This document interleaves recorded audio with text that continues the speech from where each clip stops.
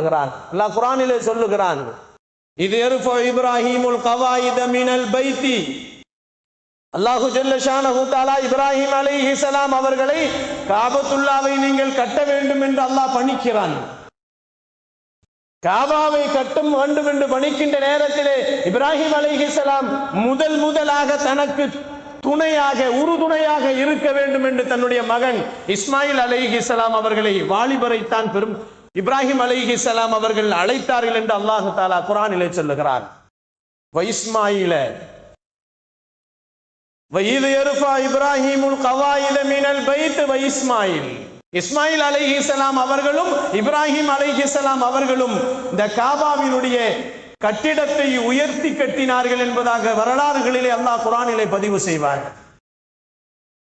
அதற்கு பின்னால் தான் ரப்பனா தகப்பல் மின்னா இன்னக அன்த ஸமீஉல் அலீம். இப்ராஹிம் அலைஹிஸ்ஸலாம் அவர்கள் காபாவை கட்டினார்கள். கட்டுவதற்கு உறுதுணையாக இஸ்மாயில் அலைஹிஸ்ஸலாம் இருந்தார்கள் என்று வரலாறுகள் சொல்லுகிறது. கண்ணியமானவர்களே, அல்லாஹ்வின் நல்லடியார்களே, ஒரு இளைஞனும் ஒரு முதியவரும் சேர்ந்து ஒரு காரியத்திலே இறங்கிவிட்டால் அதிலே மிகப்பெரிய வெற்றி இருக்கிறது என்பதை பெருமானார் ஸல்லல்லாஹு அலைஹி வஸல்லம் அவர்கள் இந்த ஆயத்தின் மூலமாக நமக்கு சொல்லி காட்டுகிறார்கள். கண்ணியமானவர்களே, அல்லாஹ்வின் நல்லடியார்களே, இளைஞர்கள் இந்த உலகத்திலே மிக தேவைப்படக்கூடியவர்களாக இருக்கிறார்கள். நபிகள் நாயகம் ஸல்லல்லாஹு அலைஹி வஸல்லம் அவர்கள் இந்த இளைஞர்களுடைய போக்குகள் எப்படி இருக்க வேண்டும், இந்த இளைஞர்களை எப்படி வழிநடத்த வேண்டும், இந்த இளைஞர்களுடைய குணாதிசயங்களுக்கு எப்படி நாம் பங்களிக்க வேண்டும், அவர்களை எப்படி வழிநடத்த வேண்டும் என்பதை எல்லாம் பெருமானார் ஸல்லல்லாஹு அலைஹி வஸல்லம் அவர்கள் நிறைய விஷயங்களை ஹதீசுகளிலே பதிவு செய்வார்கள். இளைஞர்களை கொஞ்சம் நாம் விட்டுவிட்டோம் என்று சொன்னால் வழி தவறி விடுவார்கள்.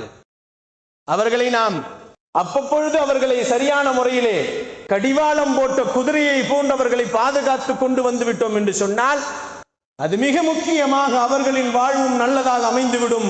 அவர்களை தொடர்ந்து வரக்கூடிய வாழ்வைகளும் அவர் நல்லதாக அமைந்துவிட வேண்டும் என்று சொல்லுவார்கள். ஏனென்று சொன்னால் டீன் ஏஜ் என்பது மிக மோசமான ஏஜ். டீனேஜ் இருக்கிறது அல்லவா, அது மிக மோசமான ஏஜ். அது வயது மிக மோசமான வயது.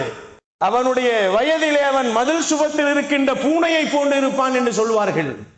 இந்த பக்கம் குதிப்பதா அந்த பக்கம் குதிப்பதா, நன்மையின் பக்கம் வருவதா தீமையின் பக்கம் வருவதா என்று தெரியாமல் நிலைமை தடுமாறி கொண்டு இருக்கக்கூடியவன் தான் இளைஞன்.